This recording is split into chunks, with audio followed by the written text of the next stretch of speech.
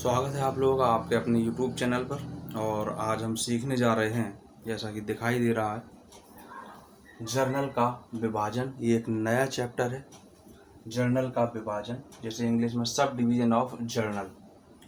जैसा नाम से ही पता चल रहा है, जो हम जर्नल में हमने लेखे किए थे, जर्नल में एंट्री करनी सीखी थी, अब उसको हम अलग अलग पुस्तकों में विभाजित करेंगे।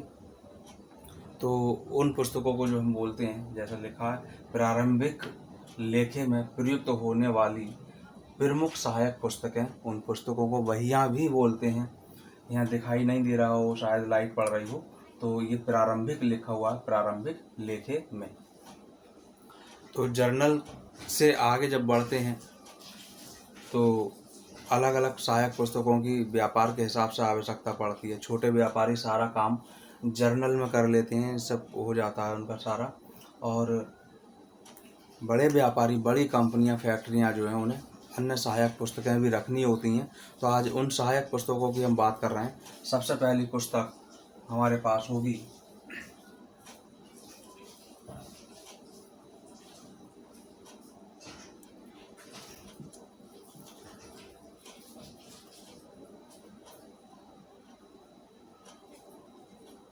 रोकड़ बही। इस रोकड़ बही को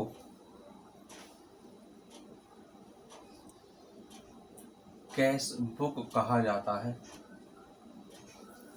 ये रोकड़ बही को कैश बुक, और ये 3 प्रकार की होती है। ये रोकड़ बही 3 प्रकार की होती है। पहली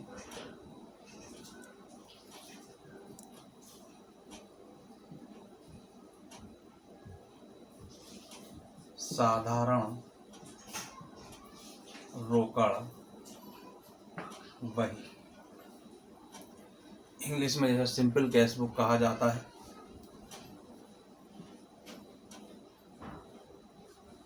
सिंपल कैश बुक।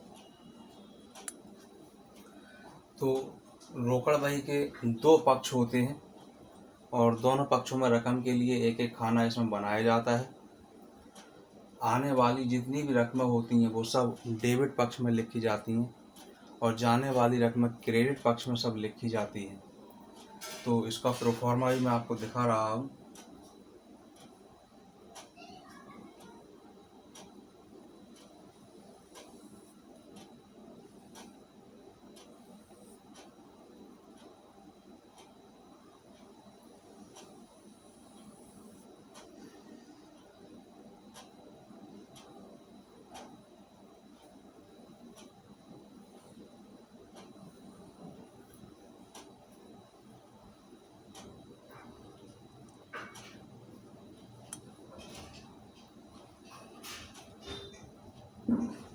ये हमारे पेज की चौड़ाई है। पहले हम इसको 2 भागों में ही बनाते हैं, बाएं पेज पर डेबिट पक्ष, दाएं पेज पर क्रेडिट पक्ष। इसमें एक कॉलम डेट के लिए होता है, ये रिसीप्ट के लिए हो जाएगा, और 2 कॉलम छोटे छोटे ये होते हैं। इस तरह से ये column date,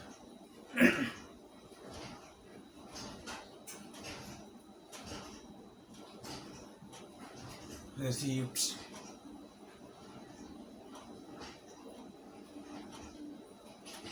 JF, LF,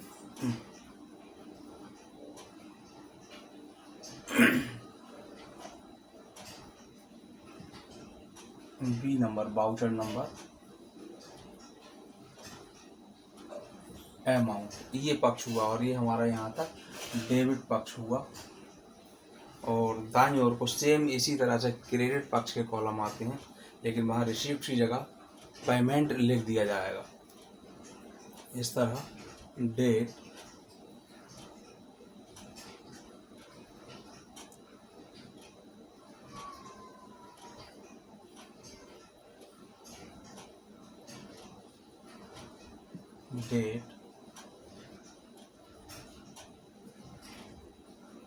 payment, voucher number, LF, amount और ये क्रेडिट पक्ष। इस तरह से साधारण रोकड़ बही होगी। और इसकी जो दूसरी वो बही होती है, इसमें समस्त आने वाली रकमें डेबिट पक्ष में और जाने वाली रकमें क्रेडिट पक्ष में लिखी जाती हैं। दूसरी होती है, क्योंकि रकम के लिए इसमें एक एक खाना बनाया गया है दोनों पक्षों में, इसलिए इस रोकड़ बही को एक खाने वाली रोकड़ बही भी कहते हैं। दूसरी होती है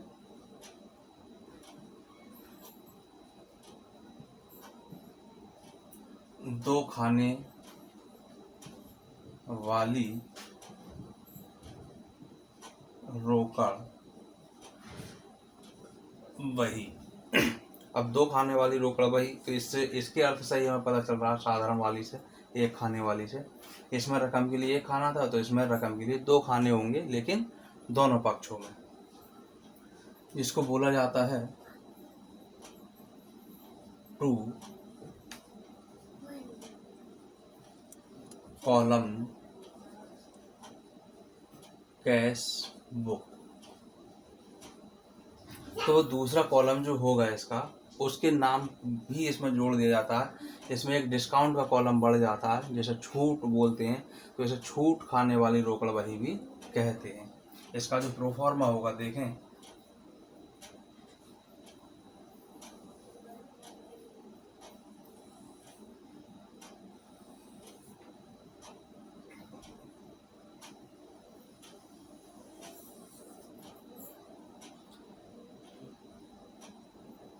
एक कॉलम डेट का होगा और रकम के लिए जो है दो कॉलम इसमें होंगे।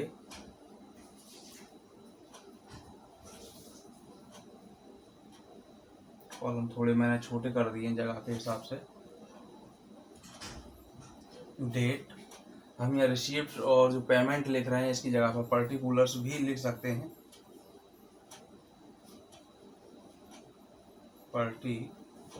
पर्टिकुलर यानी विवरण, और बाकी सेम चीज रहेगी। वाउचर नंबर LF, और यहाँ जो ये कॉलम बड़ा है, ये कॉलम डिस्काउंट का बढ़ गया, और बाकी जो अमाउंट था तो अमाउंट ही रहेगा। ये सेम इसी तरह क्रेडिट पक्ष के कॉलम होंगे। तो यहाँ पर डिस्काउंट का कॉलम बढ़ गया, इसके लिए इसका नाम छूट खाने वाली या डिस्काउंट कॉलम कैश बुक भी रखा गया है, बोला जाता है इसको। इसी तरह से ये अर्धक हो गया।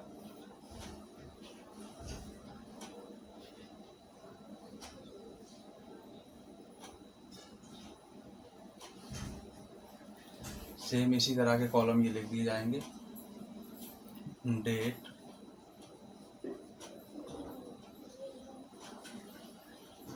पर्टिकुलर्स, वाउचर नंबर LF,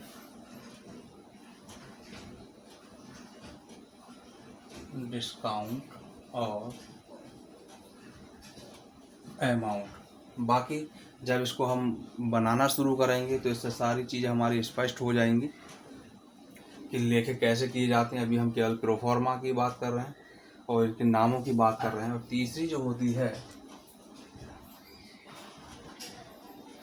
वो होती है तीन खाने वाली रोकड़ बही। तीन खाने वाली रोकड़ बही, जिसे बोला जाता है थ्री कॉलम कैश बुक। इसमें रकम के लिए जैसे नाम से पता चल रहा तीन खाने होंगे, इसीलिए इसका नाम तीन खाने वाली रोकड़ बही है। साथ में उनका नाम लेकर भी, जो तीन खाने हैं उनका नाम लेकर उसका आ जाता है। देखें,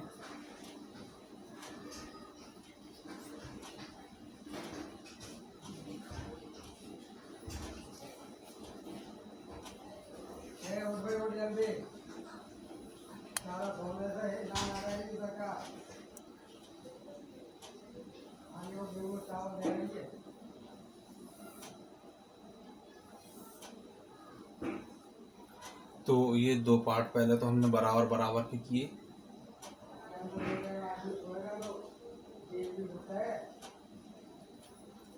अब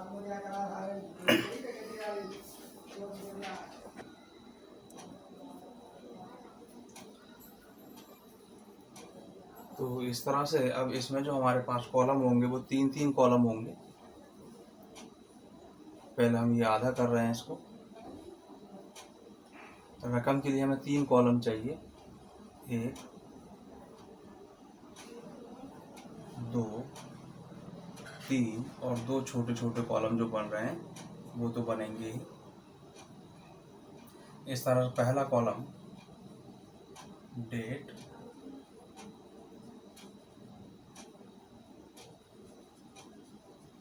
पर्टिकुलर्स, वाउचर नंबर, LF। अब ये कॉलम हमारा जो पहले से था वही रहेगा। ये कॉलम हमारा डिस्काउंट, और ये कॉलम जो अमाउंट का था, अमाउंट की जगह अब यहाँ पर इसको कैश लिखा जाएगा। और जो तीसरा कॉलम इसमें बड़ा है वो है बैंक। यानी तीन कॉलम है तो इसका नाम जो हो गया तीन खाने वाली रोकड़ बही, और इसका दूसरा नाम छूट रोकड़ तथा बैंक खाने वाली रोकड़ बही भी इसका नाम है। और ये डेबिट पक्ष हो गया, क्रेडिट पक्ष भी सेम इसी तरह आ जाएगा।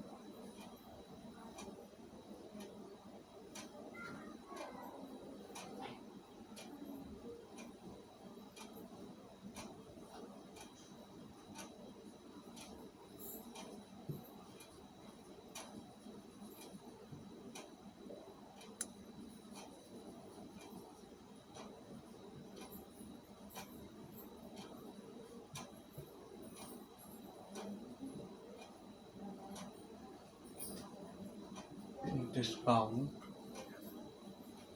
Cash, bank. तो इस तरह से ये रोकड़ बही है, और रोकड़ बही तीन प्रकार की है, साधारण, दो खाने वाली, तीन खाने वाली। इस रोकड़ बही का प्रयोग उन व्यापारियों के द्वारा किया जाता है जिनके यहाँ सारे लेन देन नगद के ही होते हैं, ना वो छूट किसी को देते हैं, ना इन्हें छूट प्राप्त होती है, और होती है तो वो उसको लिखते नहीं हैं। तो ऐसे लोग साधारण रोकड़ बही का प्रयोग करते हैं। इसके अलावा ऐसे व्यापारी जो भुगतान देने पर छूट प्राप्त करते हैं और भुगतान प्राप्त करने पर छूट अपने ग्राहक को देते हैं, तो वो छूट का, डिस्काउंट का लेखा करते हैं, वो इस दो खाने वाली रोकड़ बही का प्रयोग करते हैं।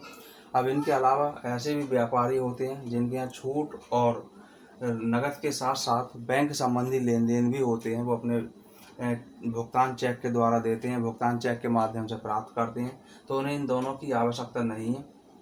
वो केवल इस रोकड़ बही को ही बनाते हैं और इसमें सारा विवरण मिल जाता है एक ही जगह पर।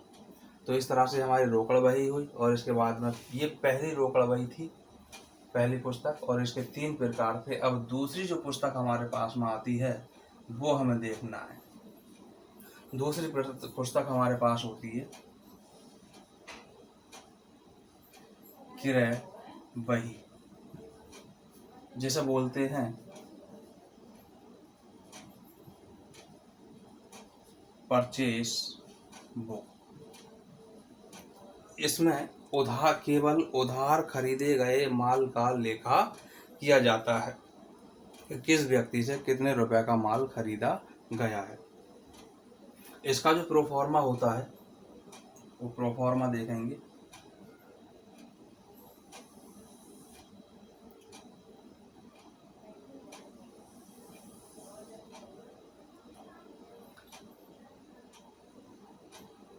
एक कॉलम डेट का होता है,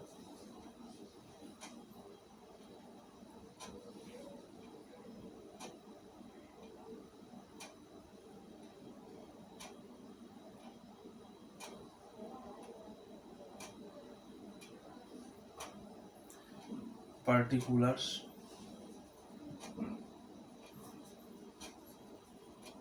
इस पर्टिकुलर्स में जिस व्यक्ति से माल उधार खरीदा गया है उसका नाम यहाँ पर आ जाता है, या यहाँ पर क्रेडिटर्स भी हम लिख सकते हैं।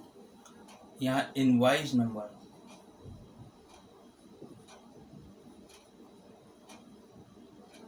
बीजक संख्या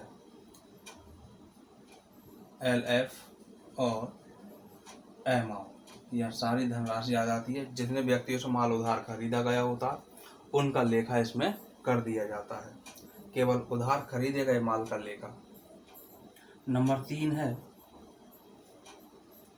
कि क्रय बही थी, उधार खरीदे गए माल का लेखा किया जाता है। क्रय वापसी बही, इसको बोलते हैं परचेस रिटर्न बुक। जो माल हमने बेच दिया था, जो माल हमने खरीदा था, उसमें से जो हमने माल वापस कर दिया, उसका लेखा इस बही में किया जाएगा। इसे आउटवर्ड भी कहा जाता है। प्रोफॉर्मा इसका नहीं बना रहा हूँ क्योंकि जगह भी कम पड़ेगी। प्रोफॉर्मास के लिए मैं अगली वीडियो ले आऊँगा, उसमें देख लेंगे। नंबर 4 पर हमारे पास होगी क्रय की तरह ही विक्रय। विक्रय बही, जिसे बोलते हैं सेल्स बुक। इसमें उधार खरीदे गए माल का लेखा किया जाता है और इसमें उधार बेचे गए माल का लेखा किया जाएगा। नंबर 5 विक्रय वापसी बही।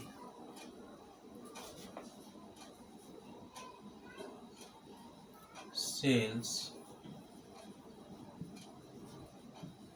Return book. नंबर 6 पर ये बुक आती है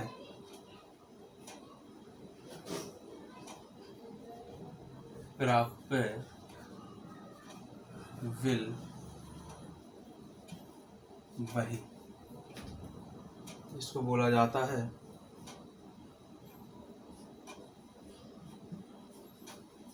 विल्स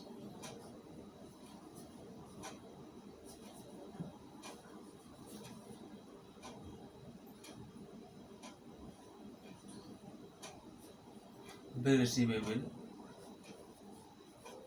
बुक, क्योंकि व्यापार साख के आधार पर होता है। अगर किसी को हमने माल उधार बेचा है तो गारंटी के तौर पर बिल उससे स्वीकार करा लिए जाते हैं, जिसकी धनराशि हमें बाद में मिल जाती है।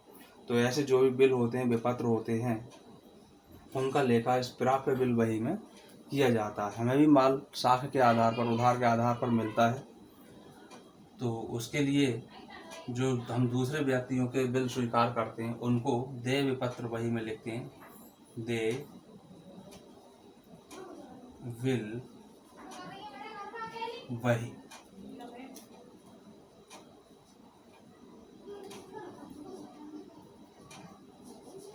बिल्स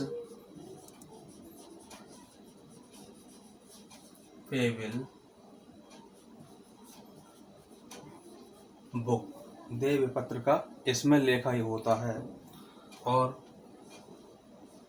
8 नंबर पर हमारे पास होता है मुख्य जर्नल। और जर्नल के बारे में सब जानते हैं पहले से। ये 8 पुस्तकें हमारे पास होती हैं और इन 8 पुस्तकों में ही लेखा होता है। इन्हीं से सारा व्यापार का लाभ हानि, जो भी कुछ आगे तलपट वगैरह सब बना करके इससे अंतिम खाते बनाए जाते हैं। ये प्रोफॉर्मा सबको अच्छे से मालूम होने चाहिए। बाकी ये जो प्रोफॉर्मे हैं अगली वीडियो में आपको मिल जाएंगे सभी। इनके बारे में, सबके बारे में थोड़ा थोड़ा ये हो ही गया। क्रय बही, उधार खरीदे गए माल का लेखा इसमें होता है। क्रय वापसी बही, जो माल उधार खरीदा उसमें से वापस किया, उसका लेखा इस क्रय वापसी बही में। जो उधार माल बेचा, विक्रय बही में लेखा होगा उसका। उधार बेचे गए माल में से जो माल वापस आ गया, उसका विक्रय वापसी बही में लेखा। प्राप्य बिल बही, जो बिल हमने लिखे हैं, दूसरे ने स्वीकार किए हैं, प्राप्य बिल बही में लेखा होगा। जो दूसरों के बिल हमने स्वीकार किए हैं उसका देय बिल बही में लेखा किया जाएगा। और जर्नल के बारे में सब जानते हैं, तो इसको अपने पास नोट कर लें, ये बहुत काम की चीज़ें हैं।